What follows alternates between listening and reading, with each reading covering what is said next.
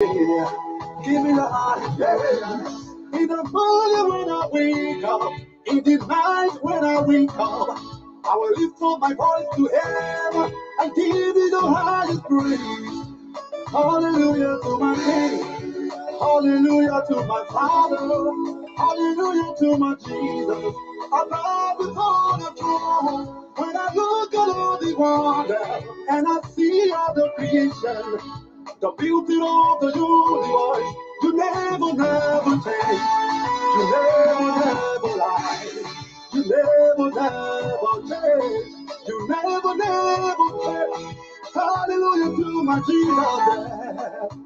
Hallelujah. Hallelujah. Hallelujah. Hallelujah. Giving, hallelujah, the highest praise, hallelujah, giving the highest praise, hallelujah, giving the highest praise.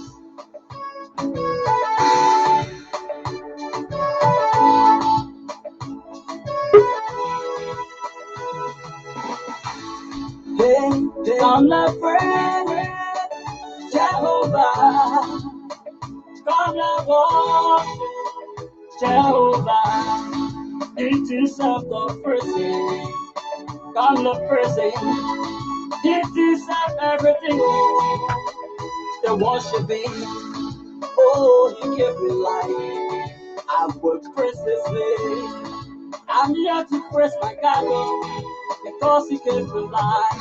All right, good evening and welcome to the last and final segment of today's program. I'm Alfonso Z, and so here this evening, our team of analysts and contributors are going to be joining me, and we're going to be having a conversation here on a wide range of issues. So, but in the meantime, let's give in the higher praise.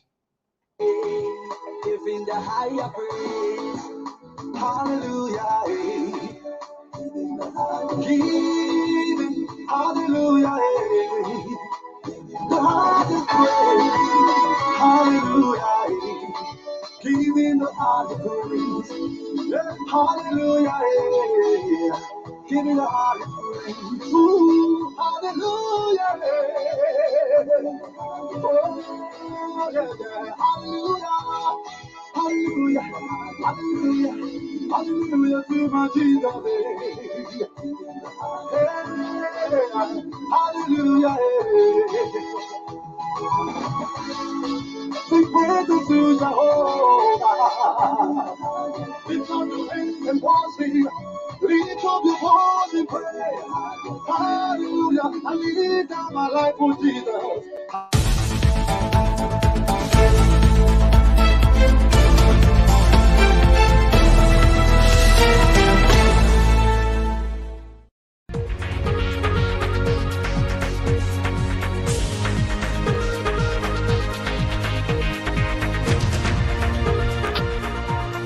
Running on the audio, Dago Bagam. Upon why Mammo, Omone Dago Bagam. Don't go be a jeba. Baube, Yabe, Yamaqua. Okaya say, oh, Yamaqua. Yau, the same of place, Yamaqua. Well, you know, ma, the Yaja Julia. So even now, day, Gabapolo, your block place, your block was a put out. You carry more. Oh, no, I know your one. Can you float on your day? What I ask me so, what I say, what I say, oh, it was it more. Fango mane jeme we aye Sekina di Omone drogei Dia debia Dani adi o Fawo kwe anwo Oga imo e o Matirangi Zawakede masema bu Seinezi ade o Seinezi ade o Dani audie Danegi, where ya sent it, I'll come by you, where ya sent it, I'll come by you. Now, they are you do. Zero, you got more. Yeah, we say no, baby. He has said in the old day. I'm a train now. The one more black. When you know how to say more black. On it, Tibago, I play a chance. On it, Tibago, I play a chance. Yes, I know Tibago, I play a chance. Adieu, yes, I do, yes, I won't buy my I won't buy my yeah, we say no, babe. Yes, I didn't know day. Diableji. You don't want a room of no more. You don't want a man, so yes, I didn't know day.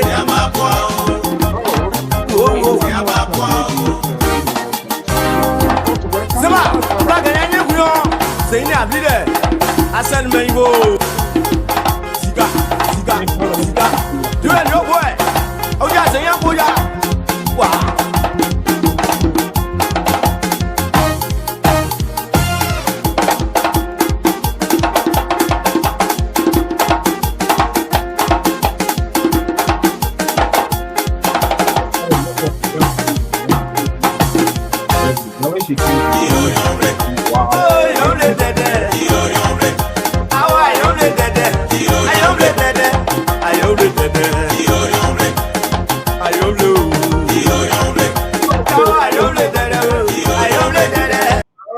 That's how you used to, how it can be. Sometime you want to take a traditional to root.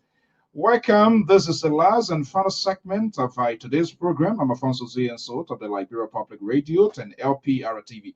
It was a fascinating conversation this afternoon. For those of you that missed the program, you can go back to our main Facebook page or even go to the YouTube channel to just type in the YouTube search engine.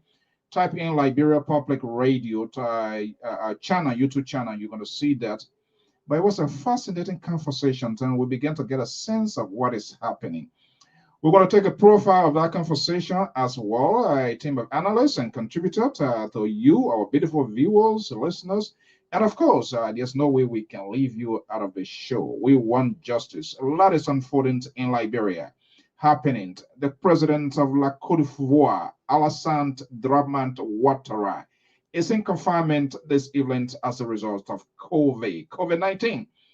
It's real, and he has called on the people of Ivory Coast. He has called on the citizens of Ivory Coast to take serious the COVID and or should do everything possible they can to get vaccinated. That's the voice of Alassane Dramane Ouattara, goes in confinement for COVID-19. What a time. This COVID is no respect of your title, your function, your title or your position. It doesn't matter. So that's how serious it is. And but our prayers and thought goes out. He's an African leader, so we have to make sure we also offer prayers that he gets well, so that he will keep Cote d'Ivoire in shape. Okay, happening. We're going to have the conversation ongoing. A lot is unfolding. You know, the demonstration went ahead yesterday. Our team of analysts and contributors, they are here standing by. They're going to be breaking them in, and we're going to be having a conversation as well. From Atlanta, Georgia, a senior political analyst and contributor, Mr. Amos George is here, and hopefully the Liberal will be coming in as well as Professor Asisi Lagbo Zawlo. Amos George, let me just bring him in here. He's the only guy, his credit score is perfect. When he leave right now and go to any of his major credit bureau, believe me or not, they will not even check it. Everything that happened down the road will go well. Mr. George, good evening, good afternoon, welcome. How you doing, Mr. So? And good afternoon, good evening to our listeners. All right. So, how's your what? May week, Friday, Wednesday? How is it going today so far? How the family? Yeah, it's not bad. Tell God, thank you for life. Okay. All right, good. Okay. Thank you for your commitment, for always being here. This latecomer called Samson Bronto, the liberal from Tota. He always late.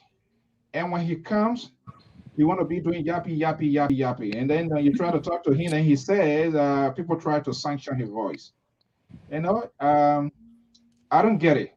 Okay, but I will be monitoring what is happening in our own motherland. A lot has been unfolding.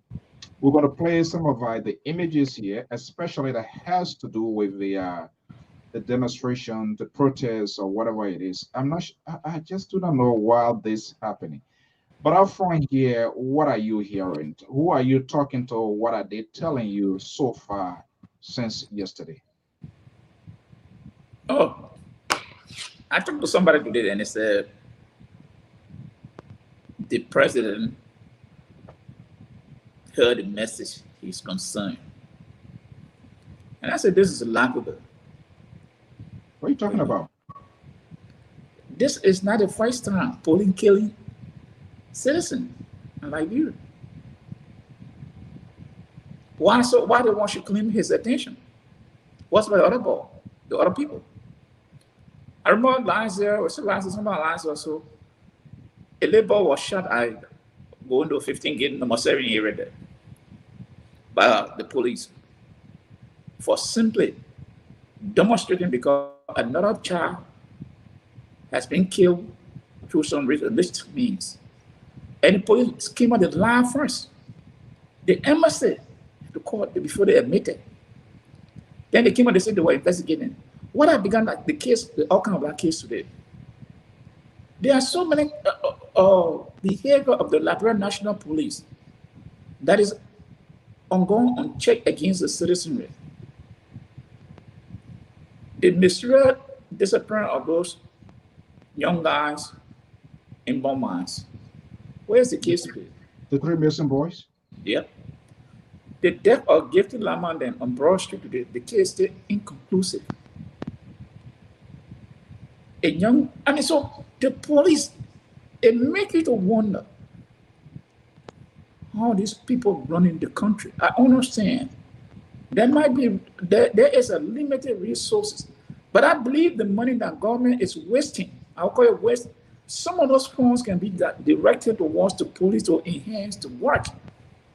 Now, we saw the video, some people saw the video. What transpired between that ball and the 3 officers that led to his death? What happened? What transpired? Let's listen here, courtesy of our sister network, Spawn TV, that they were there. We all in this for this. And let's hear exactly what the police spokesperson, Director Moses Carter of the Public Affairs Department of the Liberian National Police, he is the official spokesperson. Let's listen to this and we'll have a conversation after. Very much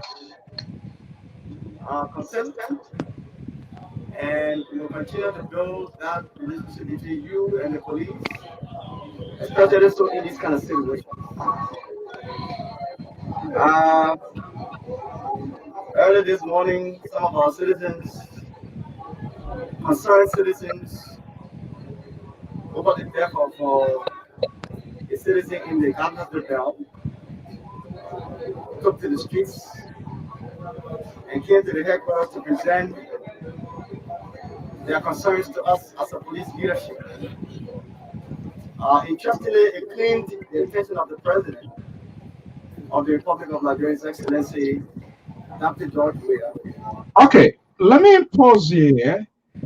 We you know, you have to be, communication is a very unique thing. Interestingly, it claimed the attention of the President. What is the connotations of that expression? Mr. Sewell, President. If I were the director of police, I would dismiss Moses Carter. I would fire him, or maybe reassign him to help him. He would not stand from the public in that mind to speak on behalf of the police. I would reassign him. If I want to help him, I would reassign him. Or fire. If I don't want to help him, I would fire him. Do you have a fan on there? Yeah. This guy, yeah. Okay, much better. Thank you. So you're telling me if the matter does not claim the attention of the President, the people cannot get rid of the citizenry? What is the connotations of that expression? Okay, let me pause here. We have to be, communication is a very unique thing. Interestingly, it claimed the attention of the President. What is the connotations of that expression? Is the president the one that running the police the police force? Yeah. What if you say a grieved citizen came here to express the displeasure or the death of one of the citizens, and we have gotten the message, we are listening, and we're going to do everything within our power to address this situation as soon as possible. What you see, because this is the thing here. Everything in Liberia that the country has is the president's name must be mentioned. This is complete nonsense. What is the big deal? He is the commander-in-chief of the armed forces of Liberia. He is the chief executive. So it means that you, the police, will not move until the president called the director. Is that what you're telling the public? Then there's no need of you being there to serve the public interest. So you cannot take. Not to interrupt you, what I have a reservation about it is the choice of war being deployed. Apparently a claim.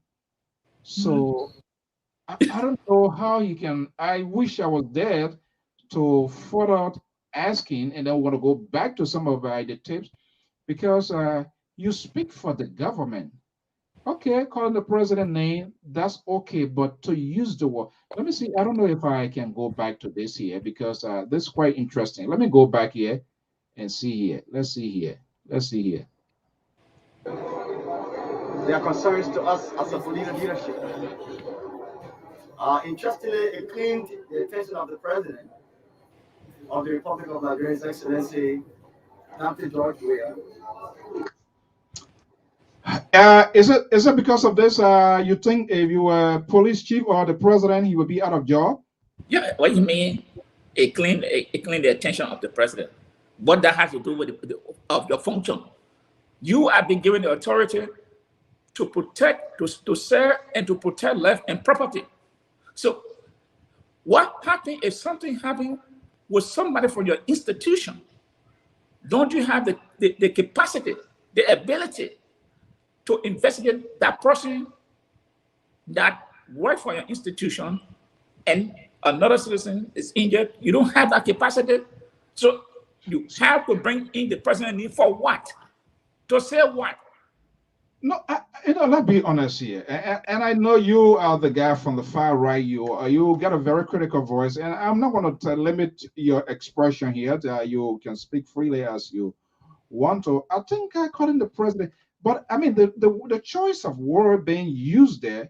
If we were to go back to some of the previous press conferences, I'm not sure whether he went in that direction. So now, critical thinker like us and those who are other critical thinkers, they say, but wait a minute. Someone who not been saying, say, but the other deaths that have occurred, we are not getting any result because that's it's not paying the attention of the president. We've been having a civil conversation here now. Here come trouble over Bridgewater or Bridgewater over trouble. He came in late. It's 8:25. This is how they behave in total. This is how they operate as a laborer. This is how the Liberty Party USA partisan, this is how they behave. And he will want to come now to take charge here. But let me just bring in, and you're going to listen to his intro, how he's going to start. Let's welcome the liberal progressive, Samson Brown, Blokuto, host of Conversation with Samson To from Saxtown, Sacramento, California. Here we go. California. Hey, liberal, good evening. I've been talking a lot of good things about youth, and I welcome the most powerful bull of the Liberia Public Radio. You seem not to be happy. You think I'm lying or what? Good evening, Mr. So, and Center Right. Good evening to you as well. I'm sorry that I came in late.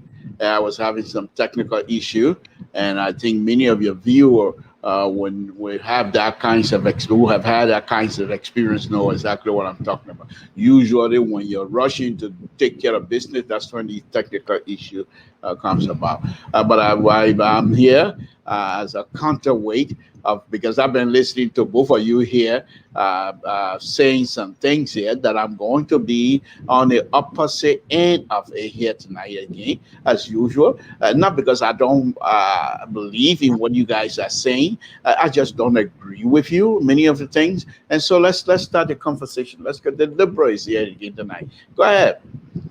Where you come from with this always counter? Are we in a fight? Is there any power struggle on LPRA or what?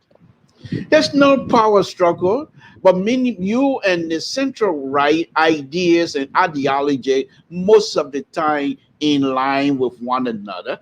And we, the liberal, do not prescribe to you guys conservatives' idea of why you think a thing's supposed to be. Take for example, when I came here, I heard the central right describing the honorable Carter press conference as to say, why does he have to make reference to the president? This is a president of the Republic of Liberia. And I truly believe, even though he's given the responsibility to do his work, and I think if he make reference to the president of the Republic of Liberia, that does not negate the fact that he is carrying out his function to investigate. Those other people have been dying. No, I understand that. I understand. Listen to me. Listen to me.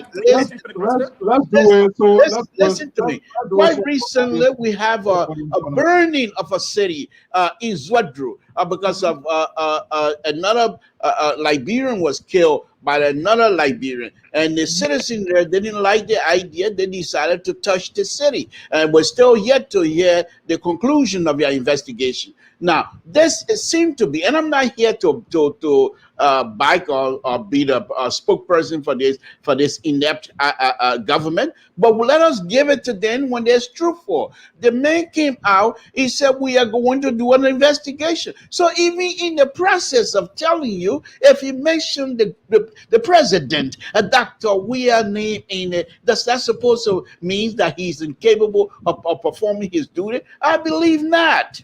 Okay, but you've been very unjust to me, because there's a divided role with the man from the far left from Georgia, dominantly to Republican. He cannot be from the far left and disagree with a liberal. Please, Mr. So, rephrase your statement. He is a center right, next door to you. Simple as that. Why you want to shove him my way? He doesn't have space here with the ideology that he has. This is no place for the center right. Let him stay in the middle. Sometimes he agree with me, sometimes he agree with you, and that's why I'm making a center right. But he doesn't bite his tongue. If he doesn't agree with me, he says so.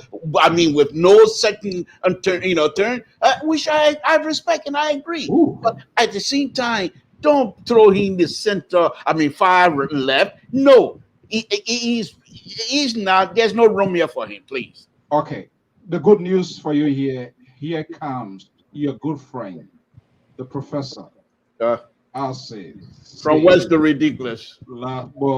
Zaulo, based near the capital of Washington, D.C., making immense contribution, operating 2 schools in Liberia, and he's a strong supporter of the ruling establishment. It seems you're going to find alignment with the professor here. Let me bring in the professor here this evening, Professor Asese Labozalo. Professor, welcome in the House of Talking Point. Here we are. The Liberal is already inviting you here in your absence, but I told him you here, so he's unaware that you're going to be here. Professor, good evening and welcome. Good evening. Thank you very much. Good evening, Mr. So. Good evening, Mr. George, and good evening, the Liberal Progressive. I heard you already say from Voice to Ridiculous. So anyway. Oh, you heard him?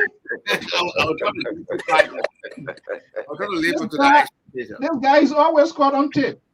You add Lester Graham and Jesse Jackson to say the quite of guys. By the time you go low, then they record it, and then he will just say that we don't want to hear it. It didn't come from me. It's good that you heard it. Okay, gentlemen, and to our men and viewers and listeners, we want to welcome you. This is what we do here: make the information proportional, give you the opportunity to also impact it. A lot happened. Look, I had an interview today with the sitting representative district number 3. We're going to bring in that clip. It was fascinating. We are getting to know more details of the 1530K. She was very, very much articulative, and her forthcoming with information that was quite amazing. But this is a talking point here. You saw what happened yesterday in the nation's capital. Demonstration after demonstration, civil disobedience over after civil disobedience. I don't know how you guys really managing and doing this here. But this is what I took away from Moses Carter, and I want you to play that. And quickly here, Mr. George was able to jump on it.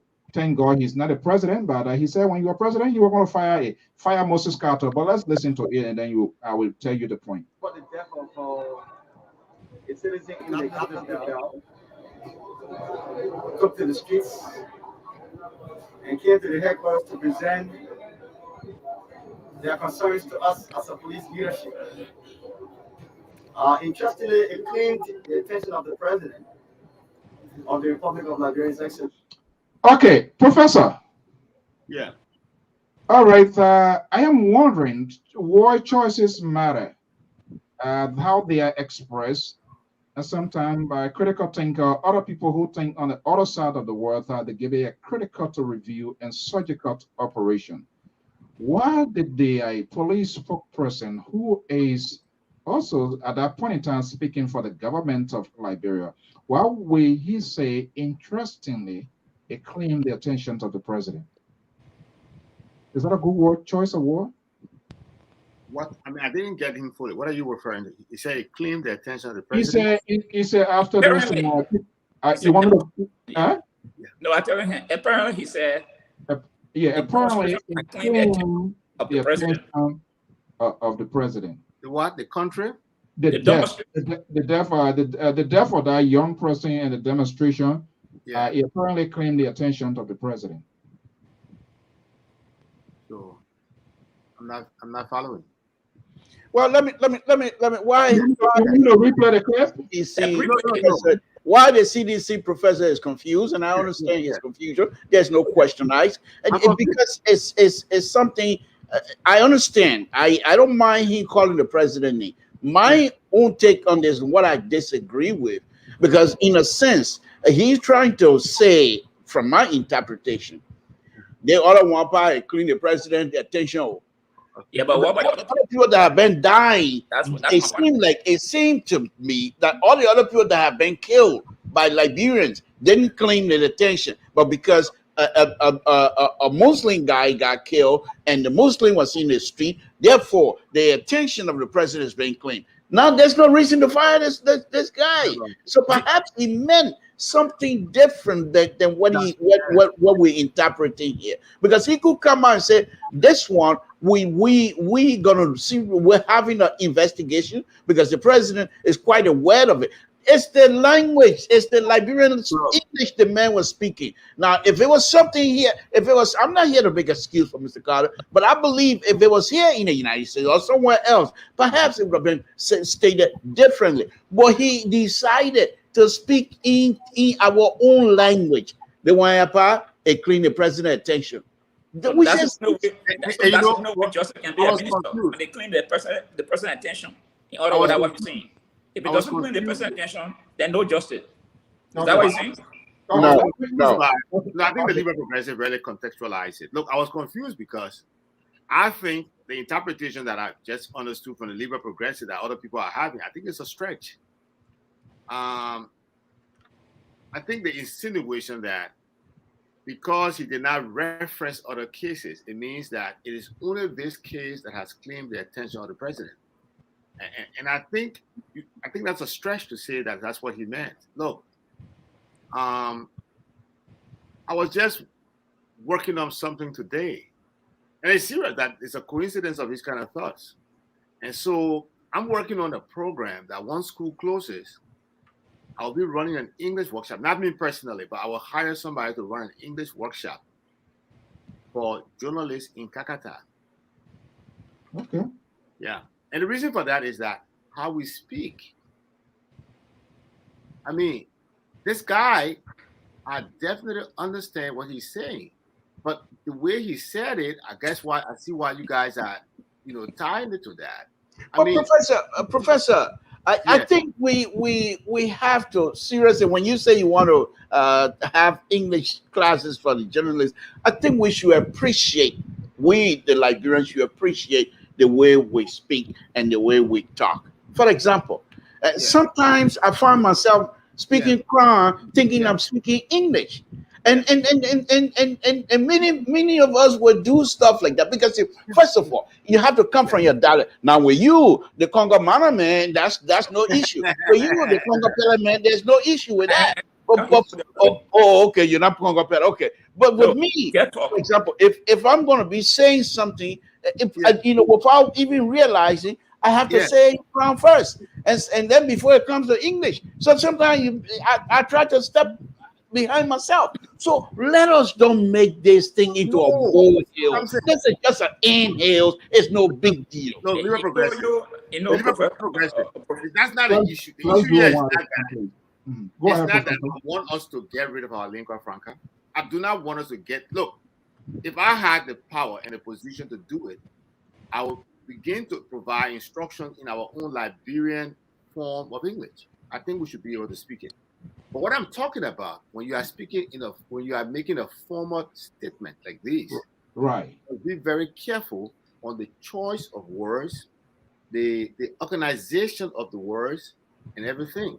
I think what this guy was supposed to say was that this situation, like the many others, have claimed the attention of the president, and we continue to work on this, and we'll do similar thing with this one. But to just say that claim the attention of the president, and because of the way our people understand, they only believe that it is just this one particular case. I don't think that's the. Let me say this. Yeah, go ahead, Mr. George. There's a guy, the spokesperson for the police. Just why he said that. If he suppose he would have said, this situation had claimed the attention of the government, national government. We are doing everything in our power to investigate this case. For me, okay. But when you come, say, this case has claimed the attention of the president. Hey, I'm a Pele man. I'm happy every day to speak Pele anywhere. I'm proud of it. Even I admire people when I went in Ghana. I admire the people speaking the tree and Ghana on the radio. I really admire it. But what I'm saying here is, I should like to say, the choice of words. You are speaking to the whole world. You should know what you're seeing, and more especially, involve death of another citizen, and other citizens have been killed in some form or some shape. You never use that word. Why you choose to use this particular phrase at this time? I understand, but I don't think that is my point I'm making. So are you saying, Mr. Carter, all this other suspicious death by police that had not claimed the attention of the president? The lack of clarity. I might be wrong. No, you're not wrong. That's where I'm going. There's a clear lack of clarity in his statement. And I don't think this is unique to Mr. Carter. I don't want to boast, but I've heard a lot of people, even people speaking at the highest possible level, not just from this government, even the previous, in past governments in Liberia, they do not communicate effectively. They misrepresent their own government, they misrepresent themselves, they misrepresent their statements. There are several factors, several things responsible for that. You see, in our country, people don't understand what work is. And I'll tell you why. A reporter for the police, for example, a press officer for the police, when there's no case out there to be speaking of, you know what you should be doing? You should be listening to shows like this.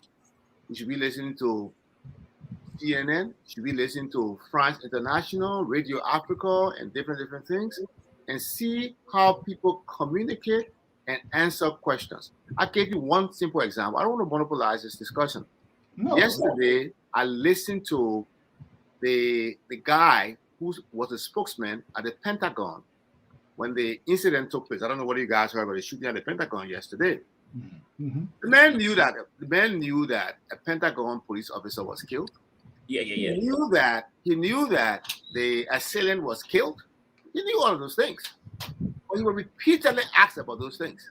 And he repeatedly said one thing. This is an ongoing investigation. It's inconclusive. It's not yet. This information has not become available yet. As soon as it becomes available, I will provide it to you. Now, you witness Liberian police officers on the crime scene. See what they do. They will call a journalist sitting on the side and giving all the evidence, so to Yeah. speak. Mm-hmm. So it's a matter of training. And it's a matter of training. They just don't have it, and sometimes they just don't know how to do it. But let's that's it. We have to point it. Look, Professor, this is what this liberal is doing. This liberal is trying to entrap you, and then before the show comes to an end, guess what you're going to say?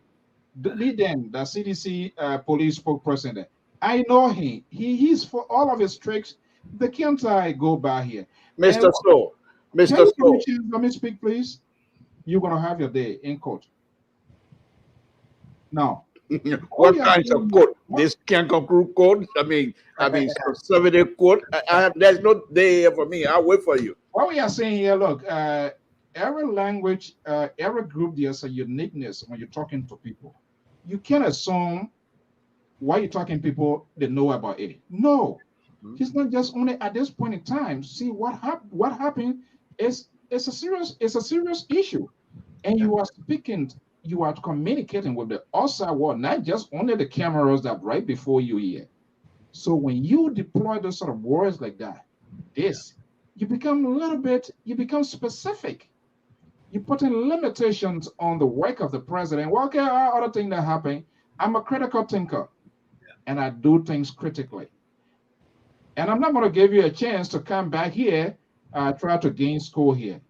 What we are doing, we are trying to help because, and the professor is right. From time to time, people that speak for the government,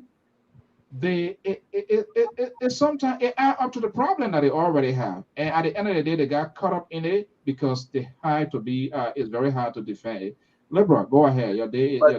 Thank you. I'm going to take another route on another stab on this here, but it's going to be a little bit different and on a very serious note. Mr. Carter is a spokesperson of a police station, of a police department of the Republic of Liberia, pretty much. Now, from my perspective, and I could be wrong, but all that I have seen so far, when we talk about democracy in Liberia and the guardrails that are supposed to be in place to make sure things are in the way they're supposed to be, they are not quite there. I agree. But if this government, specifically if Dr. Weir were to have any intention of trying to go back to the days of dictatorship, you know who's going to resist that? And I'll just name a few people here. From the law enforcement side, those who are going to resist and perhaps turn in their resignation will be people like Moses Carter, number one. Second person who will be in the front line to say, I no longer want to be part of this stuff, will be Patrick Sudo, number two. Third, in my opinion, another person that will say no to this will be the Musa Dayan, the justice minister. Musa Dayan? Yeah, Musa Dayan. Then on the law side, that will resist strongly will be Tonwe Ganglo. Now, I'm not saying the president is going that route. Far from it. Far from it. And I believe this president, come 2023, if he doesn't win the election, he's going to tell Samuel Twe and McGill, because those are people that will put up resistance and try to fight. And he will say, no, we didn't win. That's it. We're done. If Samuel Twe and McGill, if these were the two people that we're going to leave our democracy, functionality of our democracy to, forget it. By this time, Dr. Weir would have been a pure dictator. But because they have other voices in the mix to say this is not the way we go. Why am I calling these people names? I'll give you an example, please, if you don't mind. Moses Carter, during the first day of the lockdown, when the police and the Scout boys and everybody else of the security apparatus are going had to scatter, Moses Carter went on air and specifically told the city police, this is not your function. We will not accept you in this security apparatus. Told the Scout boys, this is not your function. Moses Carter. Now, the city police most likely got their cue from the mayor to say they should be involved. But for Moses Carter to buck that and have evidence to back him. That was wonderful. During some other time, the first demonstration, Patrick Suru, his own video, to tell his people, we're going downtown to the demonstration. Nobody leave from here with weapon. If you're carrying gun, if you have gun with you, you stay here. Musa Dean, this is a guy who would tell the other justice ministry to say, during Costa issue, no, Costa is not going to be arrested because there's no charges and there's nothing in the law book that would say that. Now, all of these people were offended, I would believe, with what Costa was saying and what have you. But these people were following the law. Then when it comes, then of course in the army chief, those guys, the professional, they're not going to even touch any of that. Then when it comes to the law, listen to Gonglo telling a chief justice, you're wrong, publicly. So these people will not sit down and allow this government to slip back into dictatorship. Why am I saying all of this? So if Mose Carter made a mistake, if Mose Carter, what we all agree is a mistake, spoke out of turn, so to speak. No, Let you agree with that. Let us give him the pass and let him move on, please. So as the Liberal Progressive, What is he saying?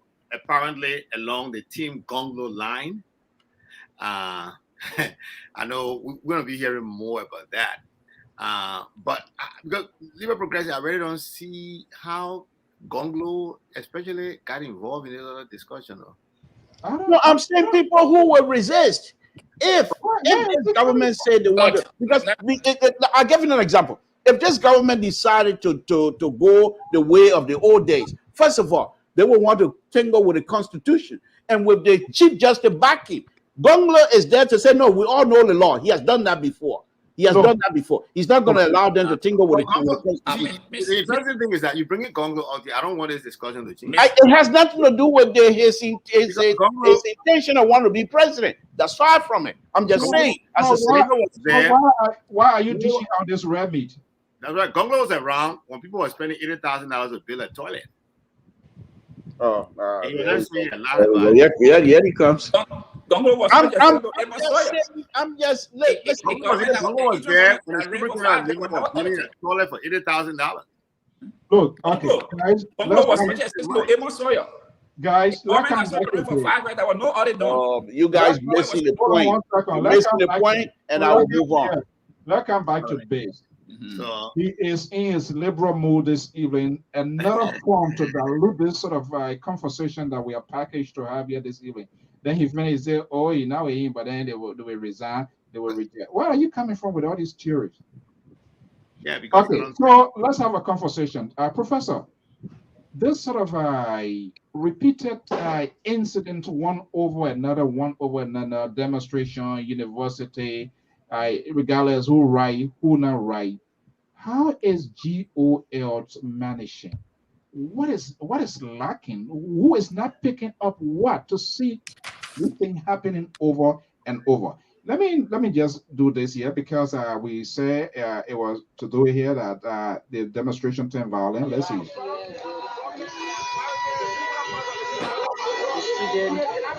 Unification Party.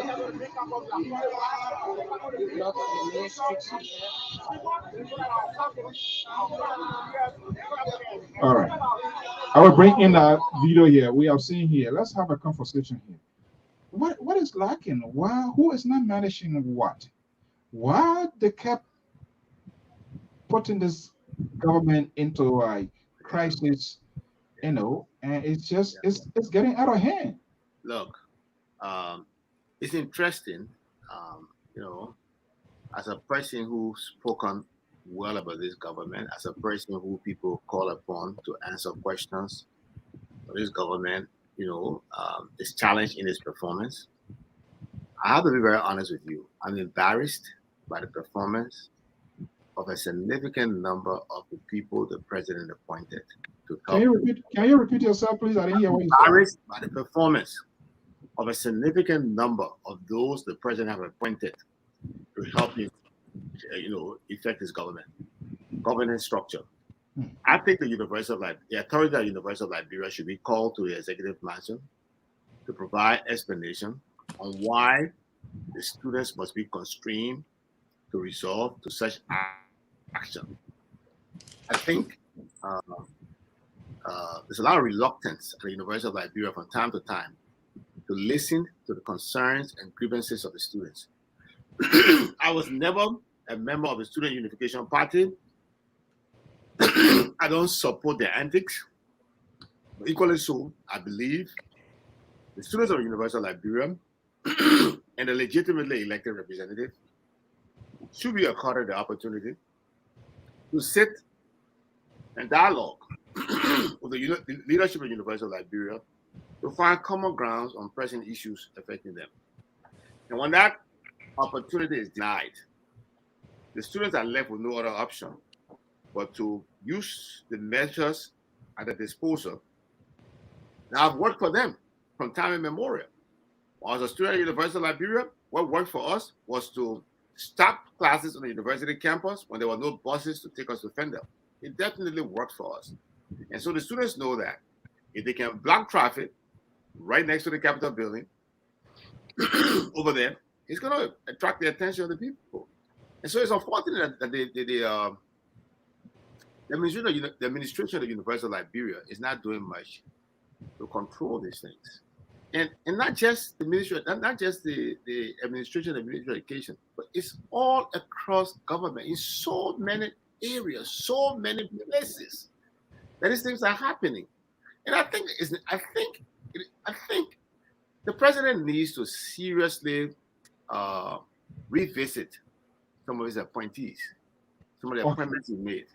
Let me hold you there so you can get a glass of water, because it is interesting hearing what we are hearing now, all sectors of government. Let me bring in Amos George. This is more or less, Mr. George, is becoming, or it is serious than what you and myself thought. And I don't know whether the opposition too have the capacity to capitalize, to season their thought, to really sharpen their message as well, that they can point out those things without anybody abusing, without anybody telling me who wearing this shoe, who wearing that shoe. As far as I'm concerned, it's insignificant. It's like you're telling me I'm already dying, and you're not even telling me, say, oh, the doctor is en route. No doctor here. So yeah, what am I going to bear? This is serious, and I see the frustration coming on the part of Professor Zawo, who support this, because it makes it more difficult. It gives you a tired tone. You can't always be fixing people. You can't always be the fixer. These people, they are not kids. They are not toddler. What does that suggest to see what is happening here now? It seems that this boat or this vessel is in the process to derail. And I'm not saying, I'm talking about the election while. But we can't come to a conclusion to that, because definitely the other opponent told they might be able to have the capacity to mend their thoughts, their policy together. What are you hearing from the professor right now? What's come to your mind? Yeah, and I know I will let it go a little bit extreme. But what is happening in Liberia is like a lack of leadership. Yeah, here's one thing. Let me take the university student first. We know that the institution, time immemorial, has always been constrained. So I do not want to put all at the footstep of this government. But however, within the limited resources, it's always good to communicate with those people that are involved with. Explain to them what your limitations are and what you intend to do to solve those problems. But overnight, when you get up and just introduce a policy, not getting those who are direct beneficiaries of that policy involved, it becomes a problem. And one professor was, I heard one official government saying today, an institution, as an institution, you're not supposed to consult the body. You just make decisions, and then they will come to you that they disagree with you. This is an official government. Now, I know Professor Zago. He run 2 schools in Monrovia. I know when he about to take certain decision, he writes the style, parent of the student body, this is what we are about to do. So time we'll be doing this at this time. Why I think Professor is he's doing it to get some feedback from the faculties, the student body, and the parents. But this guy said, no. As a leader, just come down with a decision. Those who are opposed will come by you so you can negotiate. This is one of the ministers speaking. I paraphrase what he said. So imagine that person is in charge of an institution. He's telling you, we'll make decision here and we'll put it out there. If he disagrees, then come back and then we'll negotiate. Those are the kind of leaders that you have in the government. Okay.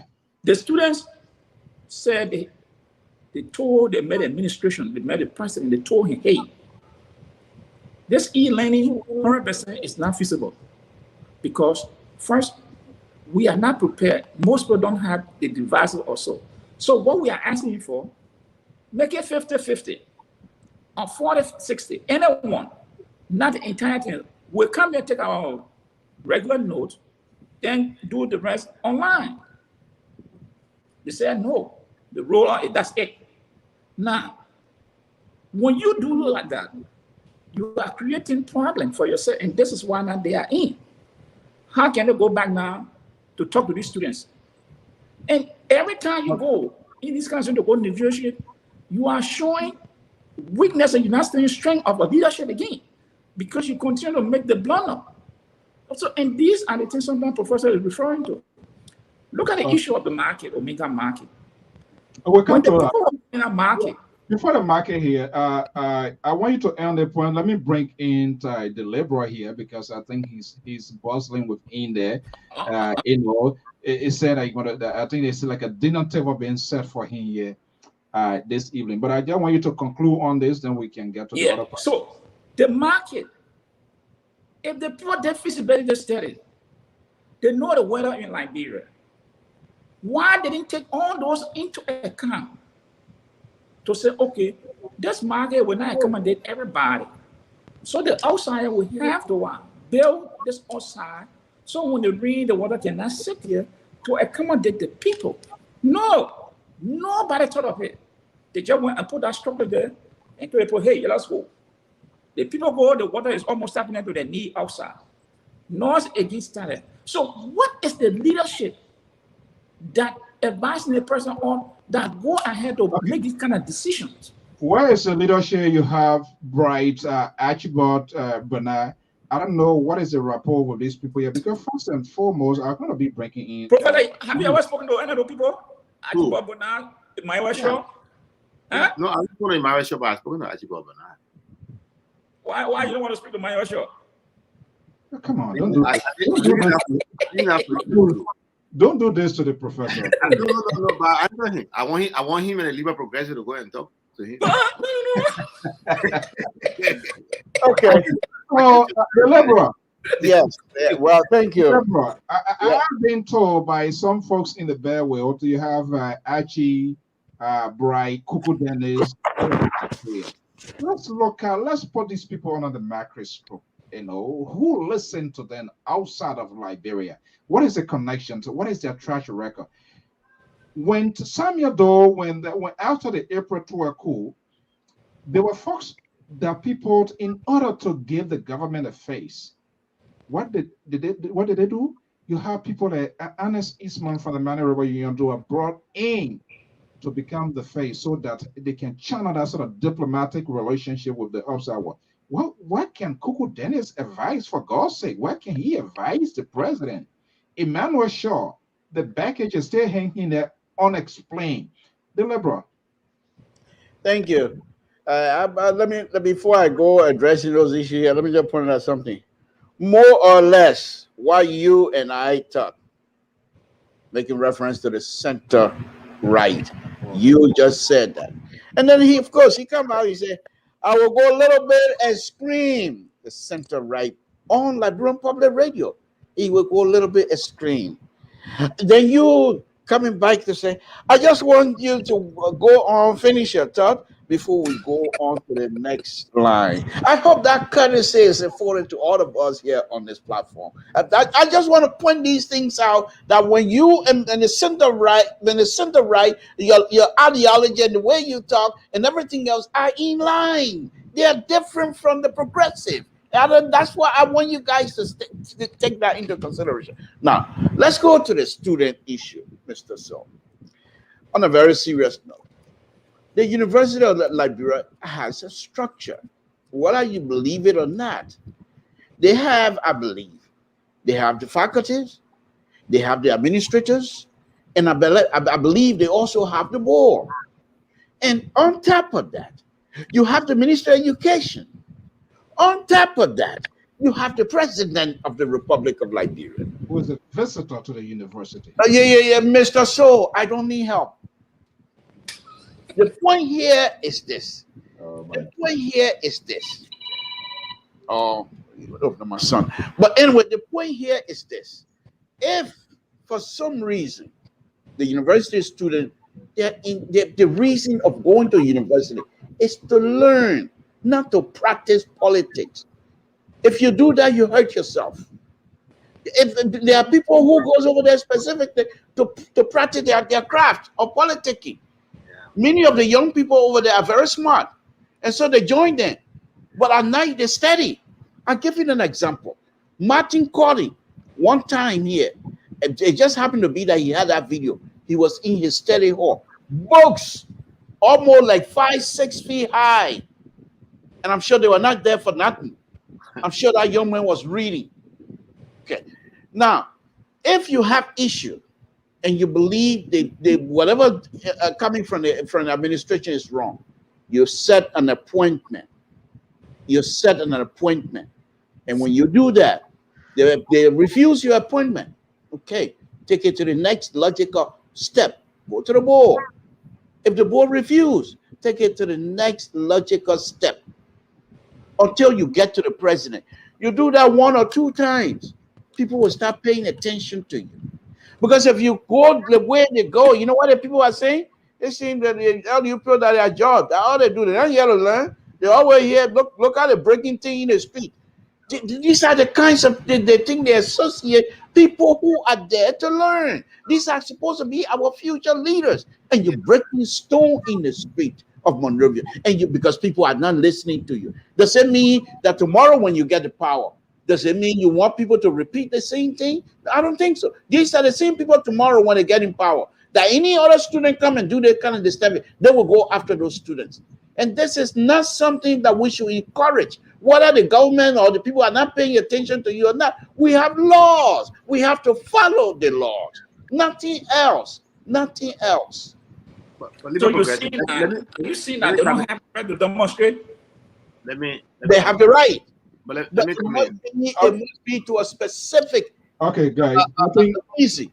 Okay, let's do it one at a time. Professor, what you say? Yeah, let me come in. Look, being one of those, like I said, I'm a product of the University of Liberia. I'm a part of the student movement at the University of Liberia. And like I said the last time, I think I led about 22 boycotts during my time at the University of Liberia as one of the leaders of the TGR Faulkner College of Science and Technology. Let me dismiss the thought that the university students at the University of Liberia, some of them are just there to practice politics. I think it's a very small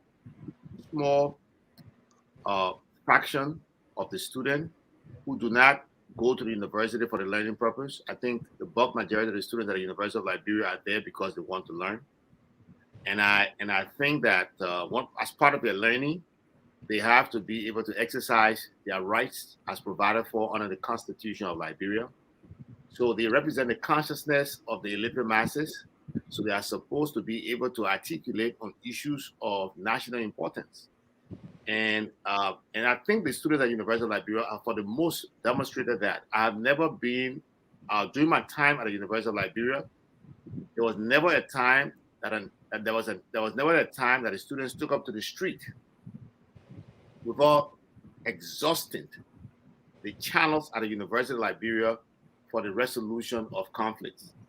At the University of Liberia, you have the president of OSU and also a representative of the student union. I think they still have it. The president, they represent the University Council, who are part of the University Council, who use their position to communicate and articulate the concerns of the students to those bodies. The fact of the matter is that the university has been very, very strident in its rush to modernize, and they have not taken into consideration the readiness of the students to make that transition. And so that's an issue. And so I think we gotta be very careful. I do not condone students breaking on property. I do not condone the students stopping traffic. I believe that impedes the free movement of people, and that's a violation. But I equally do not think that we should push students to those situations that will be forced to do that. Because guess what? Because of what they are doing, people are listening. And you know, I like this government. This is my government. I like this government. I don't want any distraction for this government. But equally so, as a product of that institution, as an individual who was one on the other side, demanding government to provide buses for us and provide quality teachers for us, I know those students over there, they are thinking the way I used to think at that time, that we need these things to be able to learn. In the absence of them, we'll do everything possible to get government, to get the public aware so that those issues can be addressed.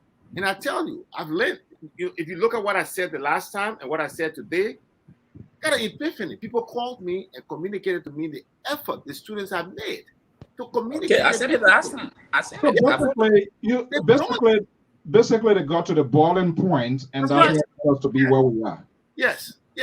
And so it is wrong. It is extremely wrong for the administration of the University of Liberia to not be listening. And this is not just it's not just, look, I'll tell you the truth. There's tension boiling, even at the K through 12 level. Teachers are concerned. There's serious concern when it comes to teachers. I speak to Liberian teachers on a daily basis. There's not a single day that goes by without me talking to at least, a handful of teachers, and they communicate their concerns to me. There are numerous concerns. The million-dollar question here, Professor, is GOL, are they listening? Are they seeing what is happening, or are they just in a fantasy land?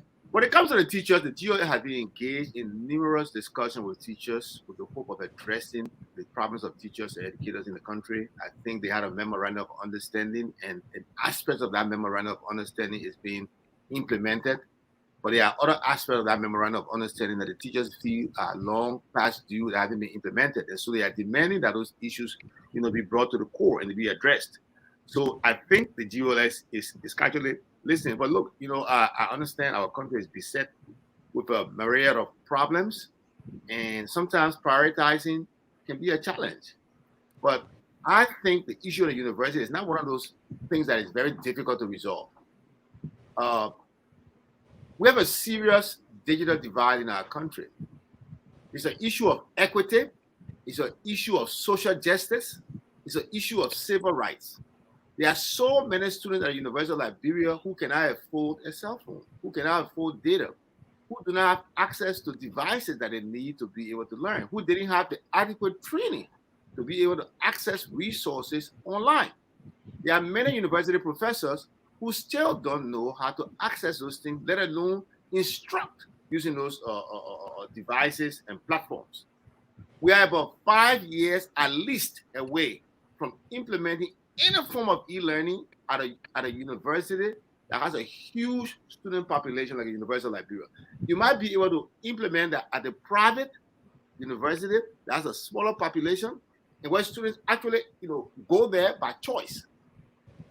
So that's a different thing. So I just think it's so unfortunate that the university is rushing this e-learning thing. And I said to you before, this is driven by one individual who wants to live his life in Liberia and he didn't live in America.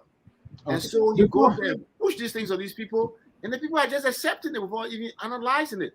And I just end with this. I think it was Mr. George who said something. I run 2 schools in Liberia. Even when it comes to increasing the tuition, I involve the parent, I involve the students, I involve the teachers. Just yesterday, we had to make a decision.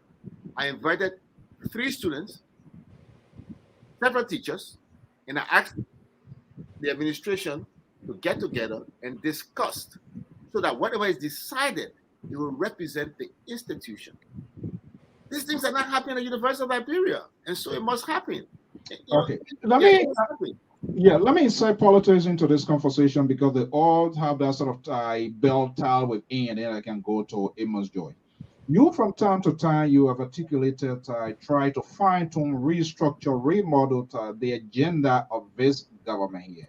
Seeing what unfolding, this sort of barrage and this compound complex situation every other day, is time running out for them?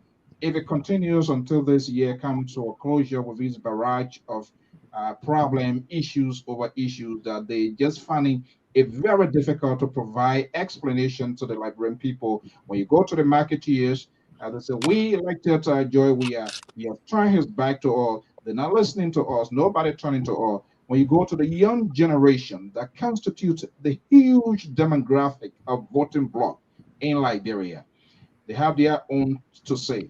When you go to the groups they call the labor Zoko that successfully brought in this administration, they have their own fairy tale. It's time running out against this government. Our answer is, I will answer it like this. I'm a big fan of Professor Jim Collins, who's written a series of books, From Good to Great, Great by Choice, and Built to Last. He said we cannot predict the future, but we can help to create the future. This government has to understand that we do not know. I cannot tell you what's going to happen, whether this government will be re-elected or not re-elected. But the action that this government takes today can be very, very useful in, prolonging their time in power or ending their time in power prematurely. That's what I would answer. That's how I would answer that question. Okay, that's a great analysis. Emma George. Premature. Yeah. The professor is still finding ways to mend together to give life to his the government that he supports. What's your thought? Look, it is up to the people. It's President we have feels that he's doing great job. That's okay. But see what the people are saying outside there. Most of the ministers and things, they always sing song to the president. Mr. President, you're doing great job. Mr. President, you're doing great job. Nobody, I think, sitting down and say, Mr. President. The president? Can the president see himself? Well, Mr. So, Minister? And that's one good thing. Mr. So, when he didn't, I always want to make reference to Professor Sabo. He got people working for him. He meet them. He said, oh, sir, everything okay. But I know when Professor Sabo go, he go, he come first, he go and sit somewhere and ask someone, what do you think about this thing in our school there? Someone saw, you see that the other teacher there, he's good. The other guy, no, he got some big problem. Professor will come back and look at that point and try to start watching that person, what those people have told him. Now he tried to watch him. And when they have, he will come, like, oh, sir, everything okay. Professor knows straight. This guy, I don't think I need to keep him closer to me because he's not telling me the truth. But if you fail to do that, and only depend the people surrounding you, you are doomed for hell. Because those people are using you for what they can get out of you. So the longer you stay there, they fear that they will continue to benefit. So they don't want to, they fear that they don't want to tell you anything. Like you say, hey, well, what the guy is telling me, man? Oh, because I brought him closer now, so he want to be honest, or he want to be straight with me. That's it. So someone there will say, you know what happened? I'm just here to get what I can get. Anything the president said, we do it. This is the situation we find ourselves in. Just to go a little bit. Maybe I don't know if you followed this news from the Freeport yesterday that came up. Those are some of the things we're talking about. Overnight, boom, this announcement came. Prices going up. Yes. What a consultation that you did with the people that you deal with directly. Yeah, but nobody will tell the president, say, no, Mr. President, this decision is hasty. Let's go back a little bit and look at it. Because that decision will affect the very people that we claim to represent. But there are people who are not doing it. And the president he doesn't want to get off of that comfort zone. To say, you know what happened at the end of the day, good or bad, I am the one that want to be blamed. So let me step my game up. They're not doing it. And he's not doing it. Okay. So this is the problem. Yeah. All right. Before we pivot, let me go to Liberal. Liberal, is the tripartite government led by the CDC? Are they in a vessel now with an unknown technician? Pretty much. And let me just go back to the professor here. He said that people are going to leave power prematurely. So he's one of those that on this 12 years bear welcome. So, I mean, it meant 6 years getting ready to be over. Then you say leave power prematurely, professor. The Constitution says 6 years, and you call that premature. Then let's rewrite the Constitution there. Anyway, let's move on. Look, I just do it. Okay. Well, I mean, with 6 years, it's enough for us. But let's Mr. So I'm not a stranger specifically in this type of conversation. From the beginning, after I got back and saw what was happening when I went there for the inaugural program, and saw what was happening when I got back on my show, I've been saying that once the president is put in the bubble, it'll be difficult for anyone to try to have access to. And this is exactly what is happening right now. A few days ago, the president went to this other place here, how do you call it? Some kind of market, Douala market that is being constructed, huge market. The president went there without, that I can tell, any kinds of technical staff. He went there with McGill, who is not an engineer, have no clue what a mix of a concrete is about, have no clue how much steel is required on the floor per square inch, have no clue. He went there with Samuel Tuas. Samuel Tuas' job is to provide the money. Have no clue the structure, the steel they're going to put up, the steel frame they're going to put up, what are the connections. None of those things were there. Anybody, they didn't even take the IT minister with them. And the president went along with it, knowing fully well. Excuse me? I said, Libre Progressive, I beg you, let me just interrupt you small. So you wouldn't have felt good if I carried the acting minister of public works? That wouldn't have been fine for you? Well, in a sense, because the IT minister of public works is a technical person who would then be able to answer technical questions. What kinds of technical questions McGill can answer? None. What kinds of technical question in terms of the building makeup that Samuel Tua can answer? None. And when they were getting out, you know, as an engineer, when you watch this video, then you're trying to pick up. When they were getting out, in front of the building, they have the floor drain. The floor drain. They have it in front of the building. Inside the entire length of the building as they were walking, there's no floor drain. None that I could see. So what happened when you use squeezer? Because at night they're supposed to clean the place. Where's that dirt going? Where's that water going that you're going to wash the floor with? I didn't see that. But that's just common stuff. Oh. Look, that's an opportunity to teach science. Look, it's an opportunity to teach science.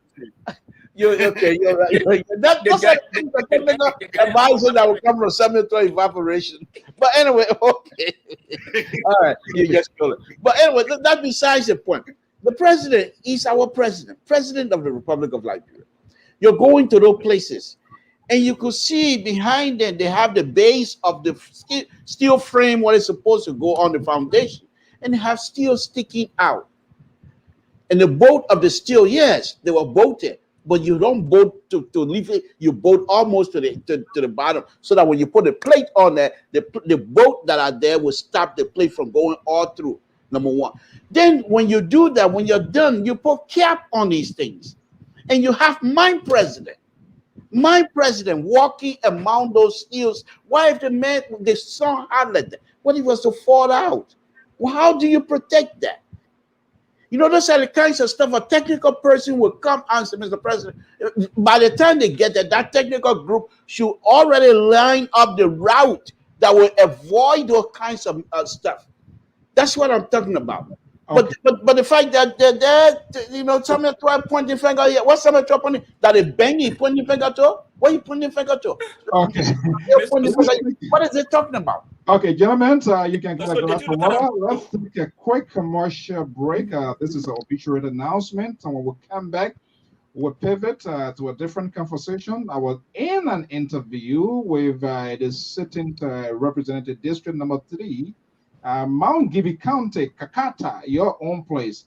And it was a fascinating conversation. And we're going to profile that conversation. I'm Alfonso Z, and so with the best of political analysts and contributors of the Liberia Public Radio. We'll be right back.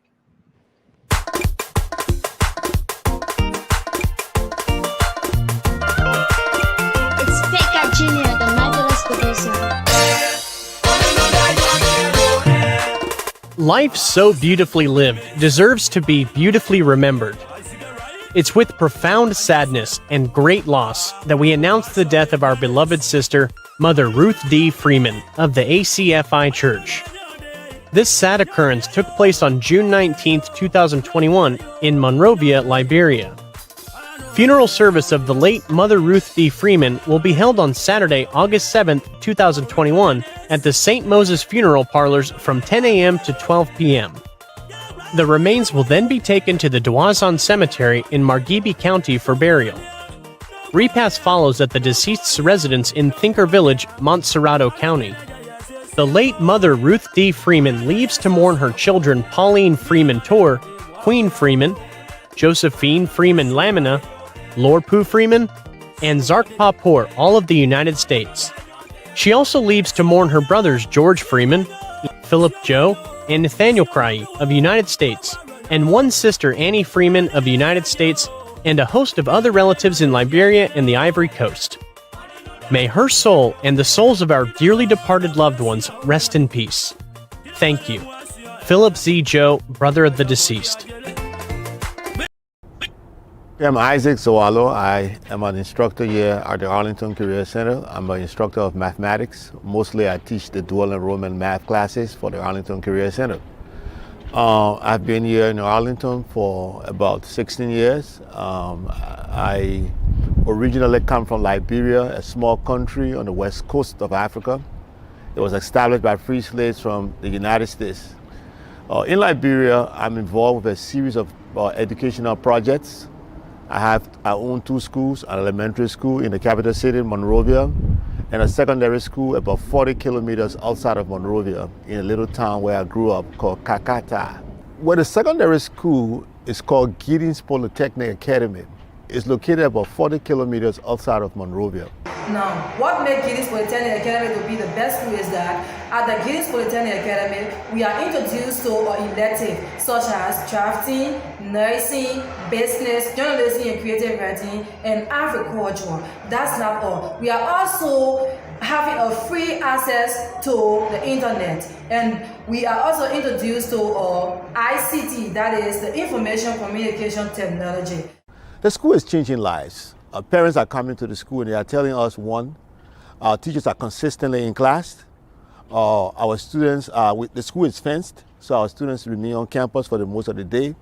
The level of instruction, I've been told, is at the highest possible level for Liberia.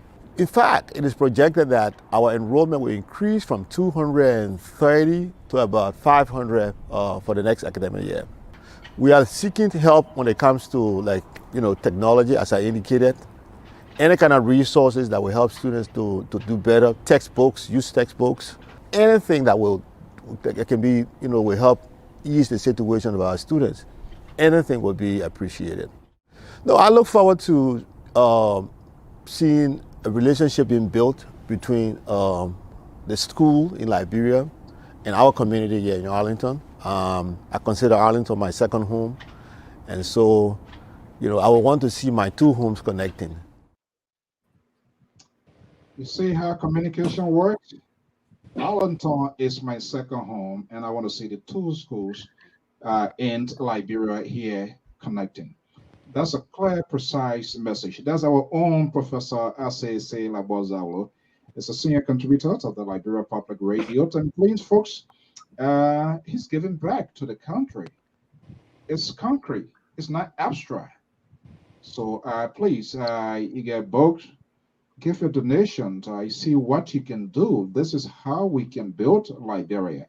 And the first announcement that is our obituary announcement from our own station manager, other sister, our prayers and thought goes out.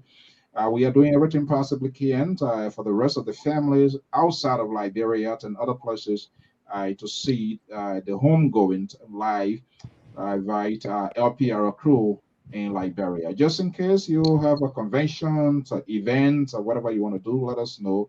We have the ability to be anywhere and capture it and give it a quality production. Okay, so folks, let's see here.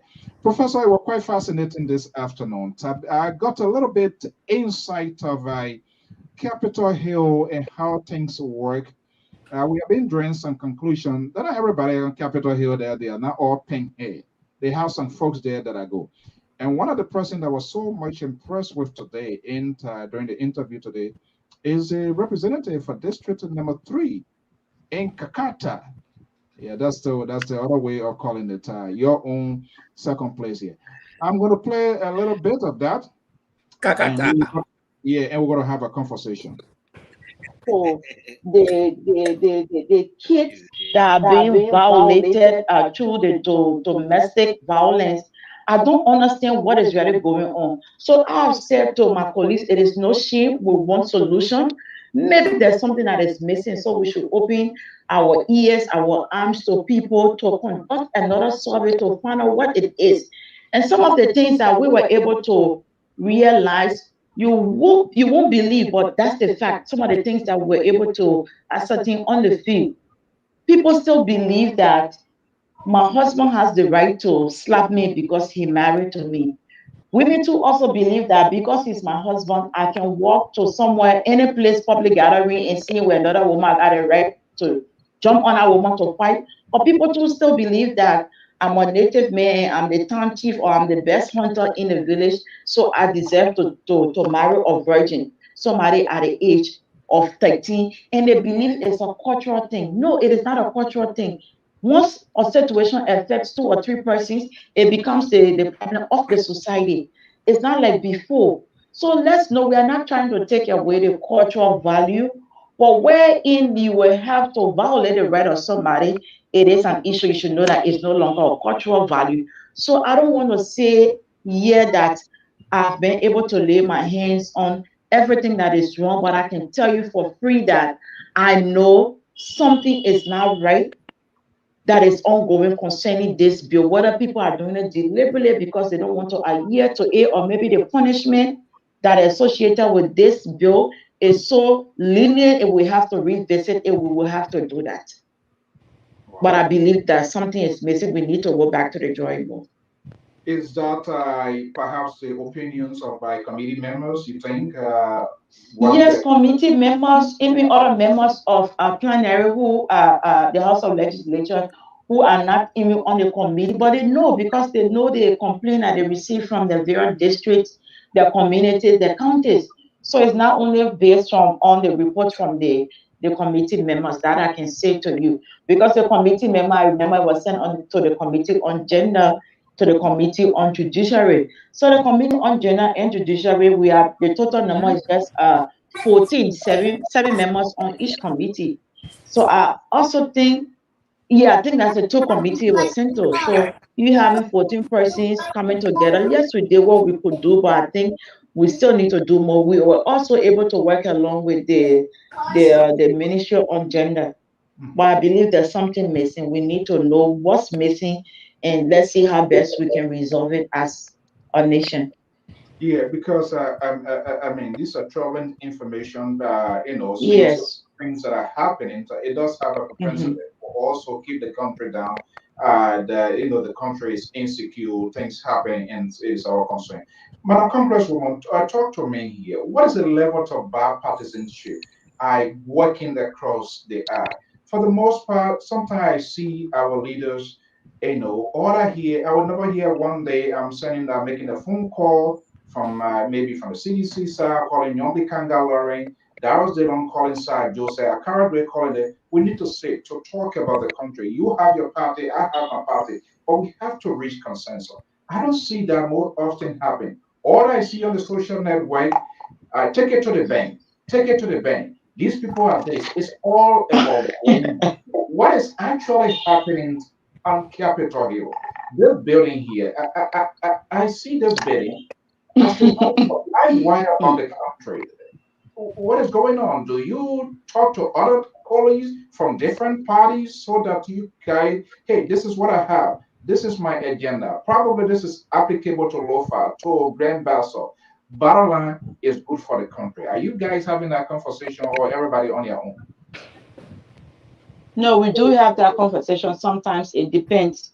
Most of the times too, people want to protect their party's interests, which I told you. Okay. Most of the time, people want to protect their party interests, and that's what we are seeing for the most part. That's what we have been seeing happening here. But if you go further down, hopefully I was scammed out, especially when it came to the 15 or 30K. Her explanations, I mean, she provided a lengthy detail, things that we do not know. Let me just say let me speak for myself, things that I didn't know. How this money should have come like on a monthly basis, by accumulated because they need to do the legislative project. And she gave a good illustration from the Firestone side, from other places, how you're supposed to go there and sit with the people. That it should have come like 400 and change monthly. But for some reason, the Ministry of Information or the not information, finance, or the executive just put hold on it until it got accumulated to reach to this year. But I think what caught my attention was there's some sort of remote.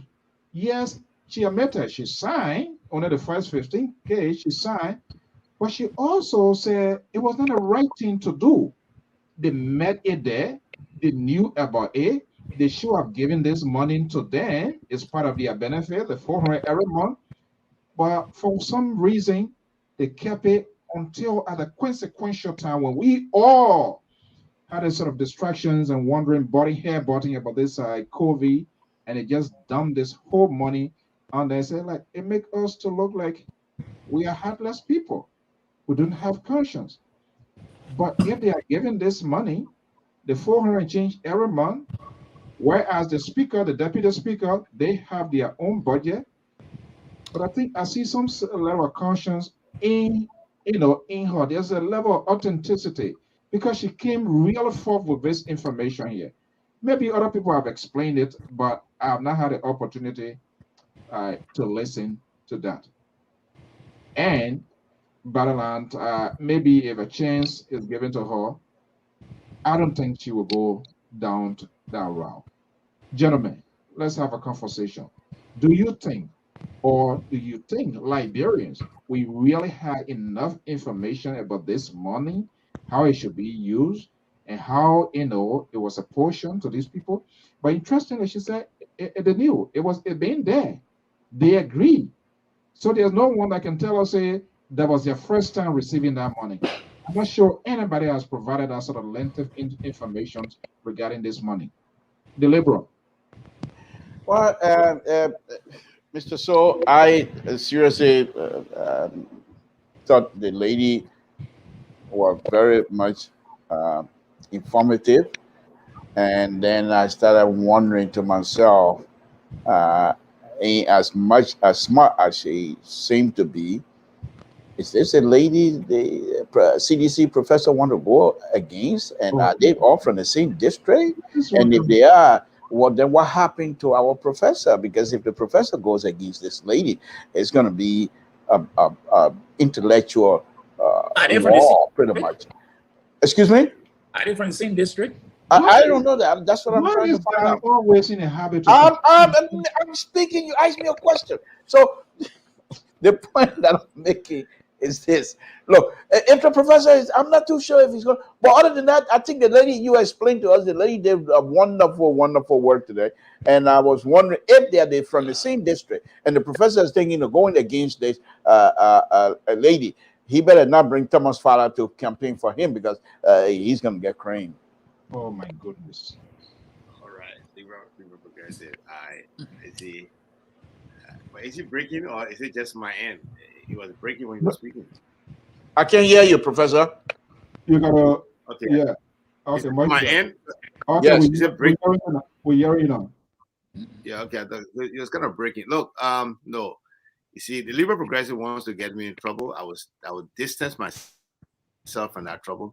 No. Even if I was to run, I come from district number 4. She comes from district number 3. That's why I asked him.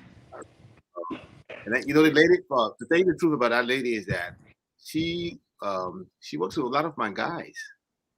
And I've been one of her strongest supporters behind the scenes because she works with my guys, and whenever there's a problem, you know, with her, whenever they have problem with her, I'm the one who's making peace. So you see, she's not my enemy. She even attended the official opening of the Giddings Polytechnic Academy. She was the only lawmaker from the county that attended that ceremony. So you know, so yeah, she's a friend to a lot of young people in McGibby, and you know, she's trying her best to do what she got to do. But you know, let me talk about this money you talk about. Look, first of all, the more I think about our legislature, the more I'm led to pushing for a part-time legislature where you elect professional people to do their professional job. You call them for session about 2 or 3 times a year. You pay them per dime. They pass the law. They review the things. Yeah. Oh my goodness. They do that. I think even in most states, right? Yeah, the local state structure, the representative assembly, Congress, what they call delegates and stuff like that. It's not a professional position. You don't make it's not something you use to make your living.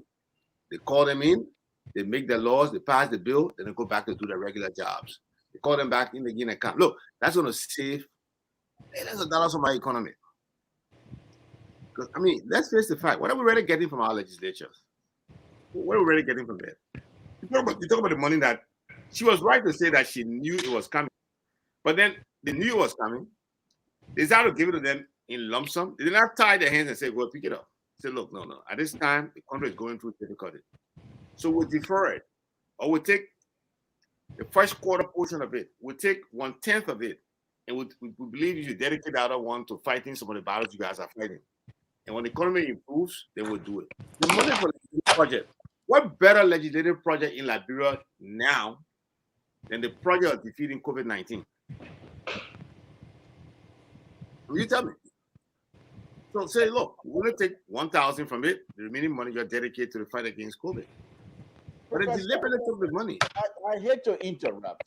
You're speaking as though the people who you're handling the rest of the money to, they are truthful themselves. These people, you give them the money and you're not even going to know whether it was the function for which you give the money will even happen. None. So Professor, there's no reason for these people, for the lawmaker to turn the money back to Dr. Weah and Samuel Toy and Magil for what? Let them take the money, take as much money you can, do what. And this lady, though, on a very serious note, this lady built a bridge. So I'm sure she can use that money to do a lot of work. So many of them, they can do a lot of work. So getting that back to Samuel Toy and Magil and Dr. Weah is not something that I will advise. Is that a bridge she built? Yes. Yes. All right. You're the engineer there. So can I take my car on that thing? But that's not for car. That's for walking. Oh, just for walking. Yes. Okay, that's good. Look, what interesting in that bridge, if you looked at it, is the brazing. Those who see, sometimes we say here and say, "Oh, Liberian engineer or Liberian," but look at that handiwork. Look at the brazing. The way they make that brazing, that thing going nowhere. All right. But you know Let what? me say something. Mr. Solo, Mr. To, look, I will take you on. I will look. The lady is trying. Don't hesitate. Bring it on. Bring it on. Bring it on. But you might want to talk to her about a scholarship program also. Oh yeah, she touched on that, but almost 300 and some more What did she students. touch on? Did she explain to you the challenges? Did she explain to you that scholarship program was being investigated and that people went to jail, people were arrested and detained for days? Well, I will tell you this: all of the McGivey legislators have a scholarship program, and because of the way they run their scholarship program, several principals were handcuffed and carried to the Calcutta police station. Because guess what? You know how the scholarship program was being run? They would go to the schools and meet the principal and tell them, send us the list of 100 students. They don't have to be on scholarship. We'll give you $500 and just send us the list, and then the money will come. Each one of them get $11,000 for scholarship. Tell them to produce the students that are on that, the students who are receiving $11,000 scholarship, and go to the school and verify it. You'll see something interesting. Professor, that's nothing new. I will run my big mouth here tonight, if I may say so. At Ministry of Education, they used to have, oh my goodness, I was saying anyway, they used to have a program where they're supposed to help a minority community with schools. I used to go take the check to the finance minister, who then was there, Ellen Salif, and the money will come. The check will get in my hand, and I go down to Norman Tower, Norman, whatever her last name is. I'll go up there, deposit a check, and I'll go to Dr. Duncan, who was then another guy, deposit another check. Then I go straight on the other side to Dr. Blambo and deposit the rest of the check instead of taking it. I'm supposed to be offer point. Instead of taking the check to these community, I'm depositing them to these different government offices. You think people taking that check to the community? No. So this is nothing new. No, but I agree with you when you say it's nothing new. But what I'm trying to tell you then, when these legislators come up and just talk about one side of the good things that they are doing, there are so many other sides of the bad things that they are doing. And like as an educator, I know it because I work with young people in McGivey County. I'm telling you, look, people were arrested, and the whole scholarship scheme was just unraveled. It was just a total disgrace. Principal was being handcuffed because they could not justify the number of students they had on the list and the actual number of students who were benefiting from the scholarship. The scholarship chairs for the different representatives were also in trouble. They were handcuffed also because those scholarship chairs that these representatives appointed could not even find listing of the students they gave a scholarship to.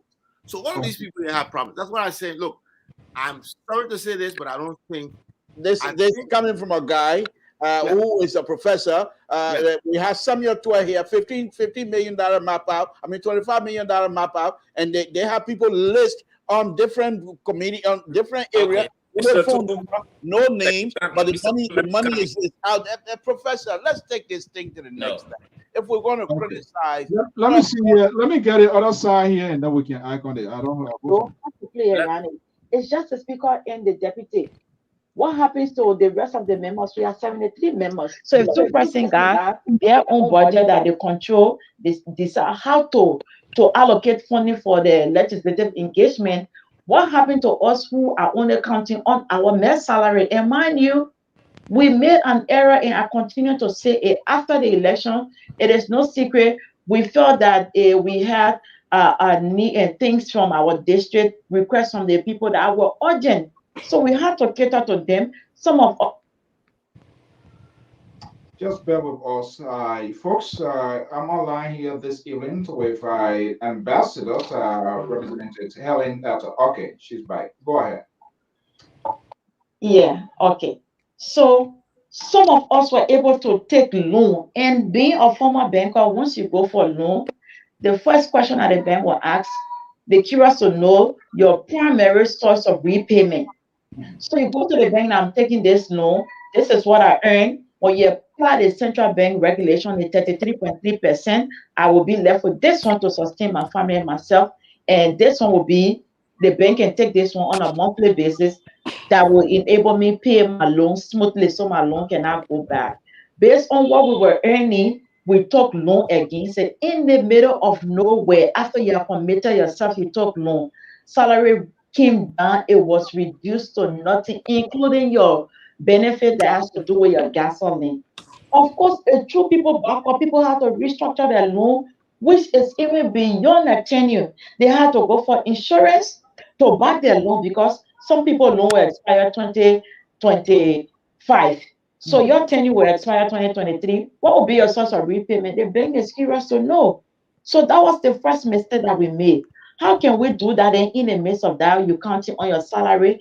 The society, for lack of better words, the society is so gullible. The people, we don't have that civics education to continuously remind the people about the three cardinal functions of the lawmaker. We inherited it, and we too, we made the people comfortable that it is the duty of the lawmaker to build bridge, to rehabilitate roads, to pay your school fees. No, but that's the society again. So if we can read, you are aware it's wrong. Say again. I say you are. It's wrong. It's wrong. It's wrong. I know from what I read, from what I know, the three cardinal function of the lawmaker is totally different. I'm there to go and advocate for my people. I should be able to have community meetings with them and come back to the executive, to the House of Legislators and say, okay, Ministry of Public Work, I have a meeting with my people in 31 Blocker, and that shortcut that you see there, is something that we need to do and see how they can allocate for the funding to rehabilitate that road. But now, because it is not done and it becomes political, they think you are not doing anything. We are left with no option than to take your salary to do those things. But I know it is wrong. We need to educate our people. We need to stand together in unity. So you can find few hands of the people doing it from their salary, and then other people saying, no, I just need to channel your message, advocate for you. Then the people start to weigh you. Oh, what made her think that this man can do it and she cannot do it? It becomes more political. But I tell you, it's wrong. That's not the function of the lawmaker. But that's what we made the people used to, because we made it here and we follow suit. So I'm guilty of such. I'm no exception to that. Yes, I'm guilty because I met them and I started doing it like the preacher just showed. I did it on my own. When I contacted, I told you the county resident engineer, he told me clearly that the money that is in this place for you, it cannot do this thing as you see it, as little as it appears to be, but it is something that needed by the people. I could not stay to see them. Yeah. I had to do it. There are concretes all under there, but I had to do it. So that's why I say I'm guilty. I couldn't just sit and knowing the risks associated with it is not in the roadmap or the agenda of public works and say, oh, well, public works say they are not prioritizing that road now because there's no economic value, or the economic value is little or nothing. So they are not prepared to do it. So, well, I played my part. I told them, no, they will see it as I'm not doing the work that I'm supposed to do. So that's why I will continue to say I'm guilty of such. And I think I will continue to be guilty until we can come together collectively to be able to educate the society and let them know what we're supposed to do as legislators. Have you expressed so that I guilt? can Have you expressed that guilt to your constituents as well? Yes, I've done that, and you'll be surprised if I tell you what I've been hearing. Okay, gentlemen, it was a kind of little crazy conversation here today. I didn't see any tone of political correctness. I am guilty. We shouldn't have done this. We had no business of doing this, but this is the situation. But for the most part, some people they give that sort of political tone. You know, they beat their chest. They are very defiant of their action. They don't even empathize or sympathize with the Liberian people at the time, or probably have never even provided these sort of explanations that we were able to get firsthand today. Hey, it should be like 400 and change every month.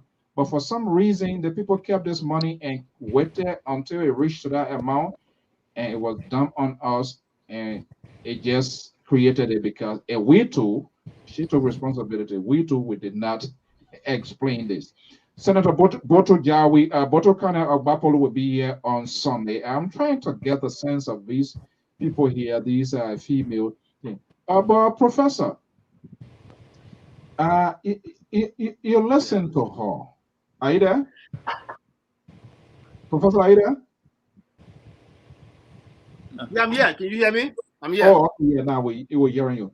Okay, I don't know what's going on with my microphone today. Yeah, maybe that the liberal some infiltrated the system from on the other side.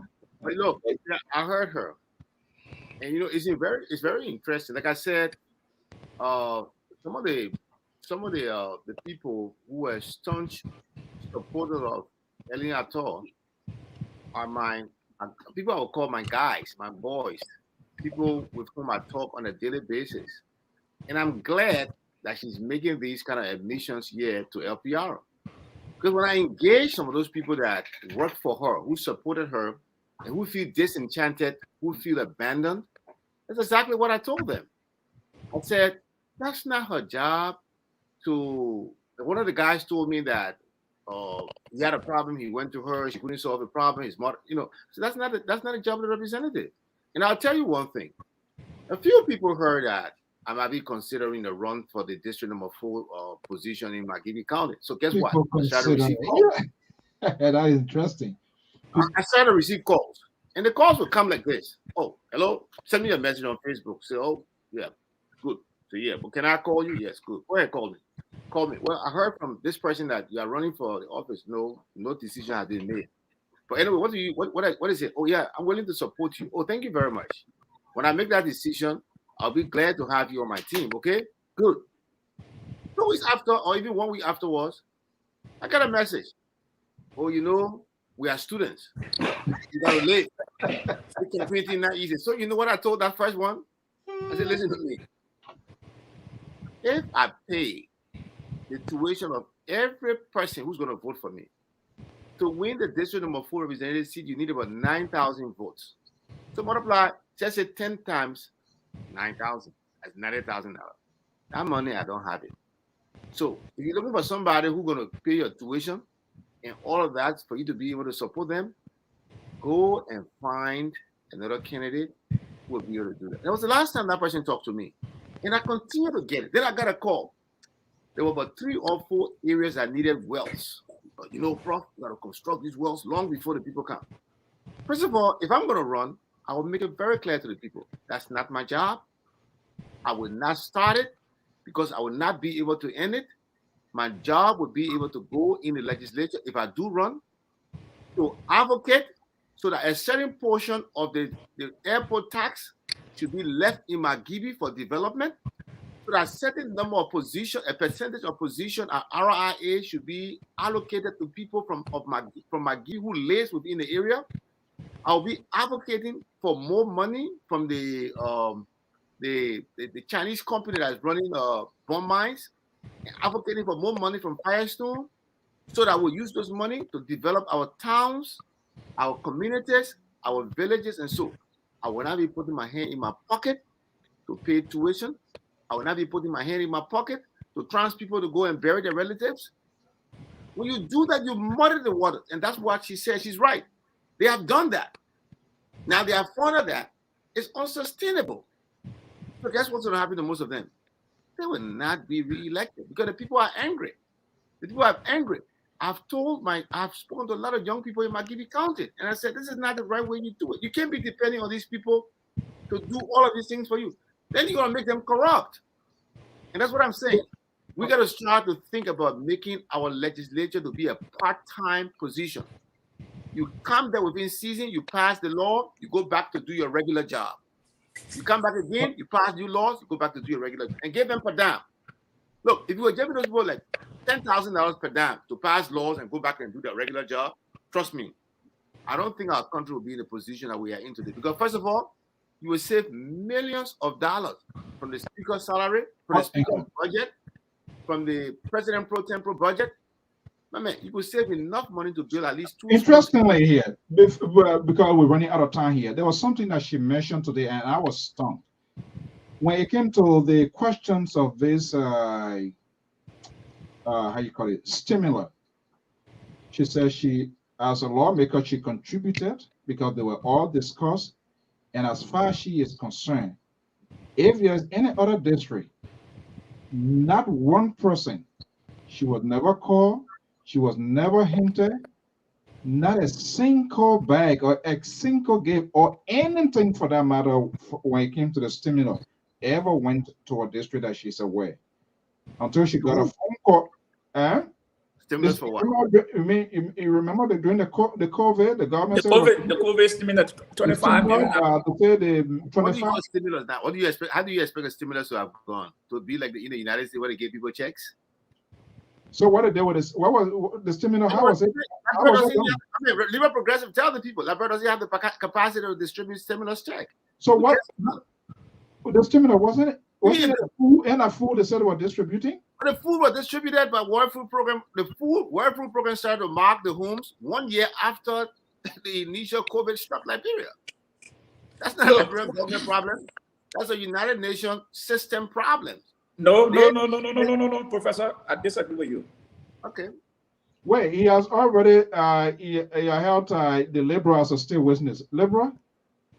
No, but go ahead. Listen, let me hear what you said. When you said no. No, go ahead. I just want to tell you, I disagree. The World Food Program started to mark homes for distribution. So what was GOL role? GOL role, there was an agreement signed. I do not know the full details of the agreement, but the agreement gave the World Food Programs the rights or the responsibility of distributing the food across the country. So who what was who were the coordinating arms? They just give it to WFP people from nowhere without the government being present? Whose money was it? Whose money was it in the first place? Liberian money. Are you sure? Yes. What are you talking about? It is. Check it out. It's a loan. It was not free. There was a loan, but a loan. It was a loan, right? So they didn't That's a loan. She said she gave her salary. That's one of the things she regretted. That's a loan. It's a Liberian. We will have to pay that debt. But that's what correct. You see, do you know how some of those loans are negotiated? They are strings. Well, Professor, if it's negotiated later on, that's a different issue. But it is on the book. That's a loan to the Liberian people. Now, my issue is that you're seeing that the World Food Program is responsible. So are you seeing the Minister of Commerce, the former Minister of Commerce, Wilson Tapper, he just took the contract and said there's no supervision from government. Just do it any way you feel like doing. Is that what they did? No. Let me correct myself here then. The failure of distributing the food on time is has a combination, a host of factors. And I think the blame can be placed on World Food Program. The most of it can be placed on World Food Program, but the government of Liberia has a significant portion of the blame also. Okay, now that's because that's why what is the percentage of what is the percentage of the government? Because the percentage, what I was more concerned about was that it was a total failure. The people did not get the food at the time they needed it. In fact, right now, what I think is that they shouldn't be distributing the food. The money should be put back and used for other purposes. The time is over. The time that people needed the food was when the country was on lockdown. So why are you giving the poor food right now when people are free to move around and buy food and grow the food and take care of themselves? But then they come back because your government failure. At this point in time, failure to supervise. Right. It is your government failure. I'm not giving them a pass. I'm not denying that. The government failed. That's it. I'm not giving them a pass. Wilson Tapper has not even explained the layer added by WFP. According to him during the hearing, there was a layer added. Nobody knows what that layer, what are from heaven, what are from hell, which planet it came from. The progressive. I think it's getting better now. We are about to wrap out here now because just to let you know, your lawmaker from your county said she was very disappointed. That was one of the things she regretted, giving that money, gave her whole salary because she knew that she would have taken that and go give it to the people. But not even a cup of rice in any other district, but she was nothing like that. And she would never even call the money when they gave their money, they took the money, it was embedded into the COVID, relief. And nothing came out of it. And I asked her, so what next? You have the authority to summon these people. When was the last time she went that? Oh my goodness. Well, I don't know. But one thing I can say, go to that tape. You go to that tape because when I talked to her today, yesterday said she was saying she just returned because but she has not even gone to work. So that one there. But the bottom line is, GOL did not give anything. If they give it, maybe they was very selective, and people should be held accountable. Also, the whole COVID thing was a failure. I mean, I'm not gonna failure on the part of who? The government performed poorly when it came to the distribution of food. So then why are you trying to turn the wheel on her? No, I didn't turn the wheel on her. Or why are you trying to redirect the wheel on WFP? The government, when you have in Abono, when you have a benevolence detector, all of these people were supervising what is supposed to supervise. You really want me to bring the people on your show, right? We're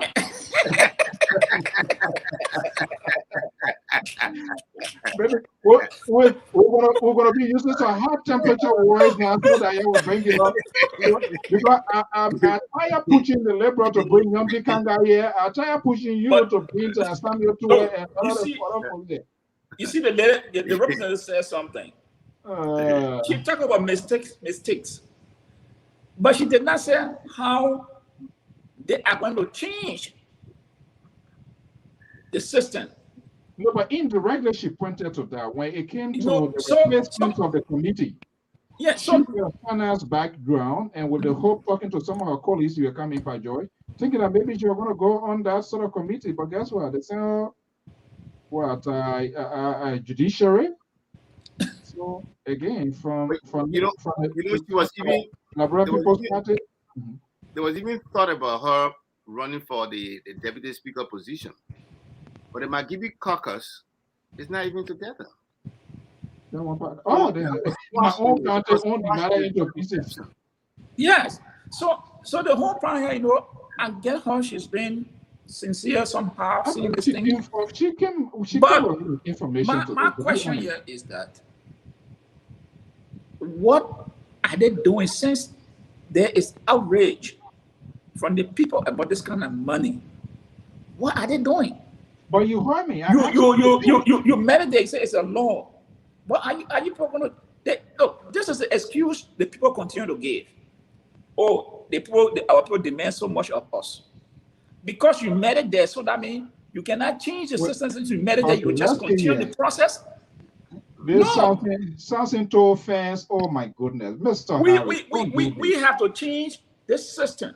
And as Professor said, it will cause you to lose a position on a principle. Do it, but that means you're standing up for something. But most of the people, they do not stand for idea. They are what? They are driven by their belly. And so that's why you see most of the country try to give the excuses. We are seeing that we want to change this system. In order to change this, someone got to be the lamb. Someone got to make some sacrifices. You have to look in people's face and say, look, you know what? This thing is not working. We cannot continue to go down the path. What we want to do is that we are going to change the system. Let us make sure that's $3.6 million now. $3.6 million now. That money should stay in the government, and we're going to make sure that development funds are adequately distributed in every county and district to make sure that every area gets some form of development. Instead of everybody coming to beg me to build bridges, you have Faststone. You got other companies there. What is the corporate responsibility? That bridge, I talked to Faststone, told you know what, people here, you make a whole lot of money, you got to build a bridge for these people here. Those are some of the corporate responsibility. But because everyone wants to be elected, so they continue to go down that path. Dishing out money to people. That's why we don't have National Rehabilitation Commission. Mr. So. For Liberal, the people are asking, where are you? I'm here. It's sometimes when you come to these gatherings, sometimes these engagements, you try to listen more than you do the talking. And sometimes you listen and the interesting things come out. For some reason, I'm not too sure if the professor and the center right truly came from Liberia. I'm not too sure of that now, because the way they think and the way they try to project the image of the Liberian lawmakers and the Liberian politicians, as though you're in Georgia and you're in Virginia, and therefore you think everything over there trust. No, these people are career politicians in Liberia, where they divide food for vote, where they give money for vote. This is what they do, and this is what they have done. For you to sit here and say you're going to get in the race and tell people, I'm not going to buy you nothing, you think that's okay. They'll say, okay, let you bring your money, we'll eat your money, because they will not vote for you. For you to say here, to say, hold on, for you to say here, center right, to say people should do things based on principle. In Liberia, we don't have that yet.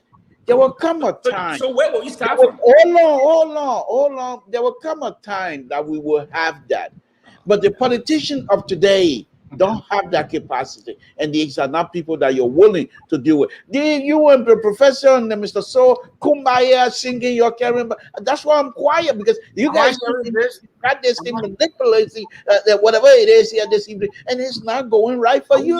So I'm just saying to you, finally, I'm just saying to both of you that you have to come down to a Liberian way of thinking. Please. Wow. So that's is that a liberal progressive way? Telling people that he don't have money to give them. Darrell told people in the face that I do not have money to give you. I don't want to promise you.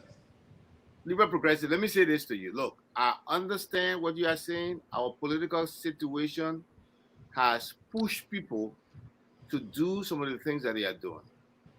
But as the agents of change in society, we must be prepared. Yes. To fall down if it means that we stand for principle. I'll tell you one thing, and because for me, I like to be practical. I'll tell you what's happening.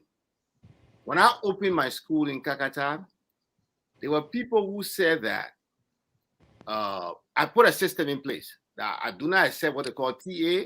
So if a teacher just stay home, he sent his brother or his son or friend. I said it wasn't going to happen. There were people who said that American thing he brought is not going to work. Guess what happened recently?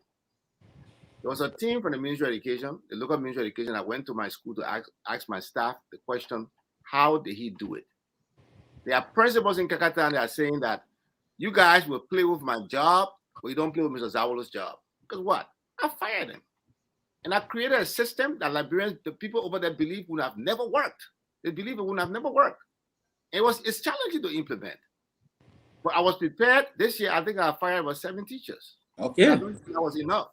Professor, this is a private institution. Let me give you an example. And Mr. So over there can attest to that. Quite recently, I was involved here from Sacramento. I was involved into Grand Jury politics, where I used to be on the radio almost every other Saturday. Mind you, now we have to pay for it. Now, but that's besides the point. We were trying to sell a candidate who has the same ideas like you have. Don't count on the politician to give you today, because tomorrow they might not be able to sustain that. And that was our message. And guess what? He lost.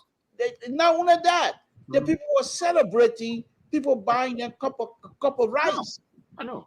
So is that an idea you want him to live with? Is that why you're holding me as a stay with me? No. What I'm saying to you, I'm not with you on that. Let me just tell you right now. I'm not with you. That sort of idea. I'm a liberal. You're conservative. So why are you holding me as a stay with me? I'm a liberal. You're conservative. But I think now you guys are. I think you are switching places now, because as far as you are concerned, that's status quo. We should keep it. And what he is saying, that's why he's telling us. Fight it. If you're going to fight it the liberal way. No. But come in here and try to. First of all, if you're going to fight it the way we do as a liberal. Don't come in here and trying to bully the people out because you think it's not bullying. It is. To me, is that a government you're bringing? It is for me. Whether it is not to you, that's not my concern. For me, it is. For you to say here, I'm not going to do this, I'm not going to do that, but you have to elect me. No. We're going to sell you. We're going to sell yourself and be empathetic to the people position. These people nowadays, these people nowadays, especially the young people, they stay on these type of career where they sell people who have nothing to give. They sell them because they got something right now. instant gratification. So in order for you to win that, you're going to have to go inside the mindset of our brothers and sisters to do the same thing, even that? Though you know it's wrong. To do this from that kind of position. Liberal, let me tell you, your ideas are dangerous for the country. They're going to send us decades back when we are even trying together. Are you serious? Even though you know it's wrong. Donald Trump behavior will not be certified in Liberia. Those kinds of conservative idea, we're not going to accept it. We're not going to. Government you bring in. Okay, gentlemen, thank you so much for this. Of course, I'm saying something good now, so you're getting ready to get off the show because the liberal is on the road. No, because you're making our audience to be bold right now with that sort of idea you're telling us. We frown on your behavior, not knowing this is the agenda. I wonder why. I'm not sure whether the group you're supposed to. Oh my goodness. Okay, 30 seconds, gentlemen. We are already out of time here. Pajosh, what's your closing statement? Oh, look, let me say this. I want to say thank you to you people tonight. It's a wonderful show. But I personally believe that in order to change Liberia, we must be able to tell our brothers and sisters the honest truth. It's not being bullied. I empathize with them. But yet, it's the thing I always say. If I tell someone, I do not have money to give you to sustain this habit, but what I can do, I can introduce policy that will be able to get you out of this area from point A to point B so you can become independent. Because giving you $5 will not be sustainable and it will not help you. Okay. We must explain it to our brothers and sisters. And this is where we need to be going. Instead of this, come here, you come to my hall, I want to see 10% today. Yeah, $5 you go. No, it's not the way forward. Professor? Yeah, thank you very much. Thank you very much, gentlemen. Thank you very much. As usual, you did not disappoint. My message today would be more on the side of encouraging those in government to make decisions informed by the data, to have their ears open, to invite their subjects for conversations that can be preventative to problems. And that's my thing. I just want to encourage them to do that so that we can have a better governance, a better, sense of security and safety for our people and our country. Thank you very much again for a good show. Okay, well, I think the Liberal already made final statement.